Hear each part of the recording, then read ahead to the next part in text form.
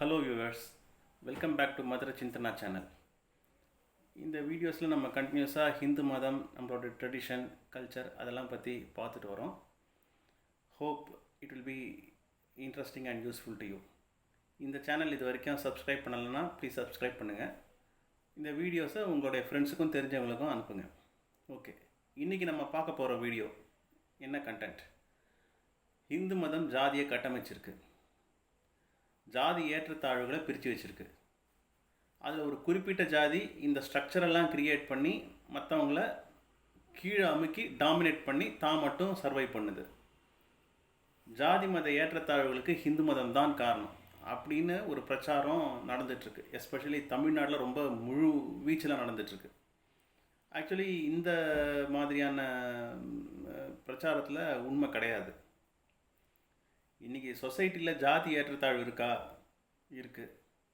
ஜாதி பிரிவுகளில் ஒருத்தருக்கு ஒரு ஜாதி பிரிவு ஏற்றத்தாழ்வு இருக்கா? கண்டிப்பாக இருக்குது. ஆனால் அதுக்கு இந்து மதம் காரணமாக? கண்டிப்பாக கிடையாது. ஸோ இதுக்கு நம்ம எப்படி, என்ன, எது கரெக்டு, எது தப்பு அப்படின்னு பார்க்குறதுக்கு என்னுடைய அப்ரோச்சில் I would like to bring some story lines, புராண இதிகாசங்கள், வர்ணாசிரமம்னா என்ன, அதை எப்படி நம்ம வியூ பண்ணணும், அது என்ன சொல்ல வருது அப்படின்றத எனக்கு தெரிஞ்ச விதத்தில் உங்ககிட்ட ஷேர் பண்ணிக்கலான்னு இருக்கேன். To start with, I would like to tell you a lighter story with a strong content. இதுக்கு இன்றைக்கி சோஷியல் மீடியாவில் திரு ஸ்டான்லி ராஜன் அவர்கள் போஸ்ட் பண்ணின ஒரு ஸ்டோரி ரொம்ப ஆப்டாக இருக்குது. அது என்னென்னா, இன்றைக்கி கூட திருச்சி ஸ்ரீரங்கம் கோவிலில் இருக்கு இல்லையா, அங்கே ஒரு சம்பிரதாயம் இருக்குது. என்னென்னா, பங்குனி மாதம் திருவாதிரை நட்சத்திரத்தை அன்றைக்கி அங்கே சுவாமி ஸ்ரீரங்கம் கோவிலுக்கு பக்கத்தில் இருக்கிற ஜியர்புரம் அப்படின்ற ஒரு வில்லேஜில் சுவாமி ஊர்வலம் போவார். அந்த கிராமத்தில் இருக்கிற ஒரு நாவிதர் ஃபேமிலிக்கிட்டேருந்து சுவாமிக்கு அன்றைக்கி பிரசாதம். என்ன பிரசாதம்னா, பழையது, மாவடு, கீரை. இதுதான் அன்றைக்கி சுவாமி பிரசாதம். உங்களுக்கே தெரியும், ஸ்ரீரங்கம் கோவில் பெருமாளுக்கு மணக்க மணக்க நெய், பொங்கல், அக்கார உடசல் இதெல்லாம் கிடைக்கிற போது இந்த மாதிரியான ஒரு பிரசாதம் என்ன தாத்பரியம் அப்படின்னு சொல்லிட்டு, இதுக்கு பின்னாடி ஒரு சின்ன ஸ்டோரி லைன் இருக்குது. என்னென்னா, பல வருஷம் முன்னாடி அந்த ஜியர்புரன்ற வில்லேஜில் ஒரு பாட்டியும் பேரனும் இருந்தாங்களாம்.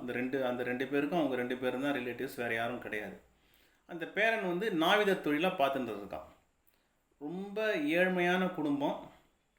காத்தால் அவங்க சாப்பிட்ற சாப்பாடே பழையது தான் இருக்கும். டெய்லி ஃப்ரெஷ்ஷாக மார்னிங் சமைச்சு சாப்பிட முடியாது. அன்றைக்கி என்ன கிடைக்கிறதோ அதுதான் ஈவினிங் அவங்க ஷீ யூஸ் டு ப்ரிப்பேர். அந்த மாதிரி அவன் காத்தால் பாட்டி சமைச்சு தர பழையதில் சாப்பிட்டுட்டு அவன் தொழிலை பார்க்க போயிடுவான். அப்புறம் மத்தியானத்துக்கு மேலேயே சாயந்தரத்துக்கு மேலேயே வருவான். நம்மளுக்கெலாம் தெரியும், பழையதை நம்ம நைவேத்தியம் வைக்க மாட்டோம். ஆனால் இந்த பாட்டிக்கு வேறு வழி இல்லாதனால பழையதை தான் டெய்லி அந்த பாட்டியும் பேரனும் ஸ்ரீரங்கம் பெருமாளுக்கு ரொம்ப பரம பக்தர்கள். டெய்லி பழையதை ஸ்ரீரங்கம் பெருமாளை மனசில் நினச்சிட்டு சுவாமிக்கு நைவேத்தியம் வைப்பாங்க. அதுக்கப்புறம் சாப்பிட்டுட்டு தொழிலுக்கு போயிடுவான் அந்த பேரன். அந்த மாதிரி போயின்னு இருக்கும்போது ஒரு நாளைக்கு அந்த பேரன் தொழிலை பார்க்கறதுக்கு போகிறான். என்ன காரணமோ தெரியல, அவன் போகிற வழியில் காவேரியில் ஆற்று வெள்ளத்தில் அடிச்சுக்கிட்டு அவனை பக்கத்து கிராமத்தில் தள்ளி விட்டுடுது. அவனை உயிர் தப்பிச்சிடுறான். பட் ஸ்டில் அவன் ரொம்ப தூரம் தள்ளி போயிடுறான். வீட்டுக்கு வரத்துக்கு 1 நாள் 2 நாள் ஆகுன்ற மாதிரியான ஒரு சுச்சுவேஷன். பாட்டி என்ன பண்ணுறாங்க, காத்தால் போன பேரன் யூஷுவல் டைத்துக்கு வீட்டுக்கு வரலையன்றதுனால அவங்க இப்படி வெயிட் பண்ண ஆரம்பிக்கிறாங்க, வரல. அதனால் அவன் எங்கே தொழில் பண்ணுவானோ அங்கே போய் பார்க்குறாங்க. அந்த இடத்துல பேரனை காணுன்னொடனே அவங்களுக்கு டென்ஷன் ஆகிடுது. அந்த பேரனோட பேரும் ரங்கா. ரங்கான்னு தேடிக்கிட்டு எங்கெங்கேயோ போகிறாங்க, அவனை காணும். உடனே பதறிண்டே அழுதுண்டே வீட்டுக்கு வராங்க. வீட்டுக்கு வந்தால் பேரன் உட்காந்துட்ருக்கான். இவங்களுக்கு ஆச்சரியமாகிடுது. எங்கடா போனேன்னா, நான் இங்கே தான் இருக்கேன், நான் வந்துட்டேன், தொழில் முடிக்கிறதுக்கு கொஞ்சம் லேட்டாகிடுச்சு, வந்துட்டேன் அப்படின்றான். அப்படியா, சரின்னு சொல்லிவிட்டு அன்றைக்கி அவனுக்காக பண்ணி வச்ச பழையது, மாவடு, கீரை எல்லாத்தையும் அவனுக்கு கொடுக்குறாங்க. அவனும் சாப்பிட்றான். மறுநாள் ஒரு நாள் கழியுது. மறுநாள் எழுந்துட்டு என்ன சொல்கிறான், இன்றைக்கி எனக்கு உடம்பு டயர்டாக இருக்குது, நான் இன்றைக்கி ரெஸ்ட் எடுக்க போகிறேன், எனக்கு இன்றைக்கி புதுசாக சமைச்சு கொடு அப்படின்னு சொல்லிட்டு அவனே கேட்கணும். உடனே பாட்டியும் சந்தோஷமாக ஏதோ கிடச்சதை வச்சுக்கிட்டு அவனுக்கு சாதம் பொங்கி வைக்கிறாங்க. பொங்கி வச்சுட்டு சாப்பிட்றம்போது வாசலில் பாட்டி அப்படின்னு சொல்லிட்டு ஒரு குரல் கேட்குது, பேரனுடைய வாய்ஸ். என்னன்னு சொல்லிட்டு வெளில வந்து பார்த்தா பேரன் நிற்கிறான். நான் வந்துட்டேன் பாட்டி, நீ ரொம்ப பயந்துருப்ப, நான் காணாமல் நான் வந்துட்டேன் அப்படின்றான். என்னது வந்துட்டியா, அப்போ உள்ளே இருக்கிறது யார் அப்படின்னு சொல்லிட்டு உள்ளே வந்து பார்க்குறாங்க. உள்ளே யாரும் இல்லை. ஆனால் சுவாமிக்குன்னு வச்ச ஒரு பகுதி சாதம் காணும். அவங்களுக்கு ஒன்றும் புரியல, டென்ஷன் ஆகிடுறாங்க. உடனே வானத்துலேருந்து அசரீரி கேட்குமா, பயப்படாத, வந்தது நான் தான், நீ டெய்லி எனக்கு வச்ச பழையதை வந்து நான் ரொம்ப ஆசையாக சாப்பிட்டேன், இருந்தாலும் உன் கையிலேருந்து சாப்பிட்ணும், நேரடியாக சாப்பிட்ணுன்னு ஒரு நாள் வந்தேன், அதை அனுபவிச்சிட்டேன், இதோட என்னோடய ஆசை திருப்தியாச்சு அப்படின்னு சொல்லிட்டு அந்த அசரீரி நின்றுடும். வந்தது வந்து சுவாமின்னு தெரிஞ்ச உடனே இந்த பாட்டிக்கு உடம்பெல்லாம் வெளுத்து போயிடும். ஊரில் செய்தி தீ மாதிரி பரவும். அதே சமயத்தில் இந்த ஸ்ரீரங்கம் தலைமை குருக்கள் ஒருத்தர் இருப்பார் இல்லையா, அவருக்கு ஒரு உத்தரவு போகும் கனவுல. என்னென்னா, அந்த சம்பவம் நடந்தது வந்து பங்குனி மாதம் ஆருத்ரா நட்சத்திரம், அதாவது திருவாதிரை நட்சத்திரம்.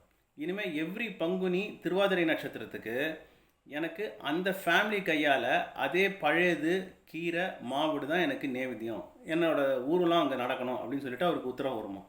அதுலேருந்து இன்றைக்கி வரைக்கும் அந்த ஊரில் நடந்துகிட்ருக்கு. இப்போது முந்தா நேத்திக்கு வந்து இந்த இந்த வருஷத்து பங்குனி மாதம் ஆருத்ரா நட்சத்திரம் அதே மாதிரி அந்த ஃபங்க்ஷன் நடந்தது. நீங்கள் கொஞ்சம் நினச்சி பாருங்கள், இந்து மதம் வந்து ஜாதியை கட்டமைச்சு மேல் ஜாதி கீழ் ஜாதின்னு பிரித்து ஒரு கொடுமை பண்ணியிருந்ததுன்னா இந்த மாதிரி ஒரு சம்பிரதாயம் இன்றைக்கி வரைக்கும் நடந்துருக்கிறதுக்கு சான்ஸ் இல்லை. ஸோ ஜாதி கொடுமை இருக்குது, ஒரு சில இடத்துல இருக்குது, ஆனால் அது இந்து மதம் கட்டமைக்கலை. நம்ம அதை கொஞ்சம் டீப்பாக அண்டர்ஸ்டாண்ட் பண்ணிக்கணும். இந்த ஸ்டோரியை ஒரு எக்ஸாம்பிளாக உங்களுக்கு சொல்லணும் அப்படின்னு சொல்லிட்டு நினச்சேன். நம்ம இன்னும் ஃபர்தராக we will do the deep dive. இன்னும் எப்படி இந்த எந்த மாதிரியான உயர்ந்த விஷயங்கள்லாம் நம்ம சமூகத்தில் இருந்திருக்கு, எதெல்லாம் தப்பாக அண்டர்ஸ்டாண்ட் பண்ணியிருக்காங்க, என்ன மாதிரியான ரிஷிகள் முனிவர்கள்லாம் நம்மளுக்கு எந்த மாதிரியான விஷயங்கள்லாம் நம்மளுக்கு சொல்லியிருக்காங்க வித் ரெஸ்பெக்ட் டு வர்ணாசிரமம் அப்படின்றத கம்மிங் வீடியோஸில் பார்ப்போம். Thank you friends.